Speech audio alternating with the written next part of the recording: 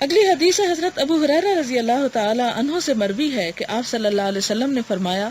5 نمازیں اور 1 جمعہ دوسرے جمعے تک اپنے درمیان والے گناہوں کا کفارہ بن جاتے ہیں جب تک کہ کبیرہ گناہوں کا ارتکاب نہ کیا جائے، یعنی چھوٹے چھوٹے گناہ جو ہے وہ انسان کے معاف ہوتے رہتے ہیں۔ حضرت عثمان بن عفان رضی اللہ تعالی عنہ سے مروی ہے، فرمایا میں نے حضور صلی اللہ علیہ وسلم کو یہ فرماتے سنا، جس مسلمان پر بھی فرض نماز کا وقت آ جاتا ہے اور وہ عمدگی سے وضو کرتا ہے اور خشوع و خضوع سے نماز ادا کرتا ہے، خشوع کا مطلب ہوتا ہے دب جانا، اپنے اندر عاجزی پیدا کرنا، جسمانی طور پر بھی اور اپنے دماغ کو بھی اور دل اور نیت کو بھی اللہ تعالیٰ کی طرف جھکا لینا، تو وہ نماز اس کے گزشتہ گناہوں کا کفارہ بن جاتی ہے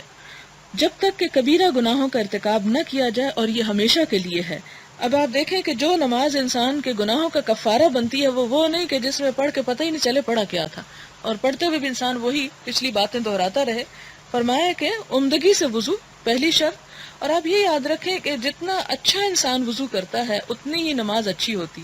اگر وضو میں کوئی کھٹک باقی رہ جائے تو نماز بھی بے چینی میں گزرتی ہے۔ اور خشوع و خضوع سے نماز ادا کرے، یعنی انسان پوری طرح اللہ کے آگے جھک جائے اور ملامت کرے اپنے آپ کو اور اپنے عجز و انکساری کا اظہار کرے، تو ایسی نماز جو ہے وہ کفارہ بنتی ہے۔